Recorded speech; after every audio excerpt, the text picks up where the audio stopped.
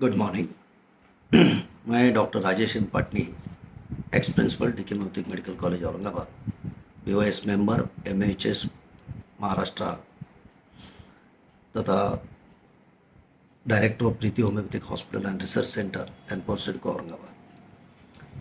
हम गत सप्ताह में से हम देख रहे हैं क्या विगत हफ्ते में कोरोना, हम जो सोच रहे थे कि कोरोना पूरी तरह से इरेडिकेट हो रहा है, ये ख़त्म होने के कगार पर गए, लेकिन जैसे जैसे हमने लॉकडाउन खोला, जिस जिस तरह से हमने लॉकडाउन खोलने की ओर बढ़े और जैसे जैसे स्कूल कॉलेजेस खुल रहे हैं, सिनेमा घर हमने खोले, बसेस शुरू की, रेलवे स्टेशन शुरू हो रहे हैं, एयरपोर्ट शुरू हो रहे हैं।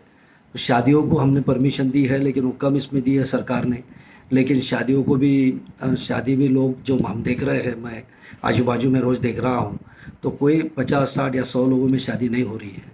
हम देख रहे हैं कि शादी में भी सब तरफ भीड़ जमा हो रही है, लोग बारातें भी निकालने लग गए हैं। इसलिए ये सारी चीज़ें होने की वजह से हम कंट्रोल नहीं कर पा रहे हैं। जनता को मैं देख रहा हूँ, लोगों से देख रहा हूँ, आजू बाजू को मैं जो देख रहा हूँ, तो लोग बिना मास्क के, सैनिटाइज किए हैं, बिंदास घूम रहे हैं मार्केट में। किसी को किसी का डर नहीं है, खौफ नहीं है। कोरोना से जैसे ही पूरी तरह से ख़त्म हो चुका है, लोग जिस तरह से व्यवहार कर रहे हैं, लोग जिस तरह से रोज़मर्रा की ज़िंदगी को अब जी रहे हैं, तो शायद लोगों के मन से कोरोना का डर निकल गया है। कोरोना का डर निकल गया ये तो ठीक है, लेकिन कोरोना ख़त्म नहीं हुआ, ये लोगों को समझने की ज़रूरत है। और देख रहे हैं हम गत 2 4 दिनों से पूरे महाराष्ट्र में, पूरे भारतवर्ष में और कोरोना के रोग संख्या बढ़ रही है, पेशेंट्स बढ़ रहे हैं। और कल ही हमारे महाराष्ट्र के उप मुख्यमंत्री अजय दादा पवार जी औरंगाबाद आए थे। उन्होंने भी कहा कि अगर इस ढंग से चलते रहा तो हमें बहुत ज़्यादा कठोर निर्णय लेने पड़ेंगे और हमें फिर से एक बार लॉकडाउन की दिशा में जाना तो नहीं पड़ेगा। ये डर मन में पैदा हो रहा है। इसलिए सारी जनता से, सारे लोगों से बहुत जल्दी से सब लोगों ने सोचना चाहिए।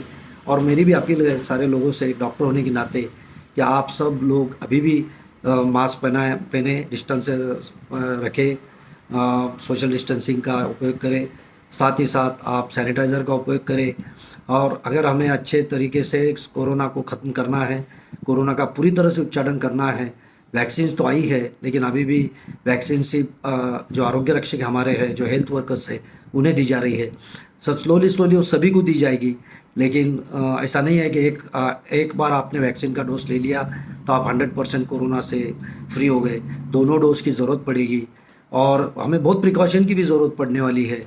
तो वैक्सीन जब तक सबको नहीं लग जाती और जब तक कोरोना पूरी तरह से ख़त्म नहीं होता, आप सब लोग फिर से सोशल डिस्टेंसिंग का पालन करें। और हो सके उतना आज भी हमें ये दिमाग में रखना ही पड़ेगा कि कोरोना पूरी तरह से ख़त्म नहीं हुआ है, वो कभी भी वापस से ज़ोर से आ सकता है। और अगर फिर से लॉकडाउन की दिशा में सरकार को जाना पड़ा या सभी सुविधा बंद करना पड़ी, रोज़मर्रा की ज़िंदगी, तो आप सोचिए कि इस देश में, इस महाराष्ट्र में कितना फाइनेंशियल असर पड़ेगा और हम कहाँ पर जाएंगे।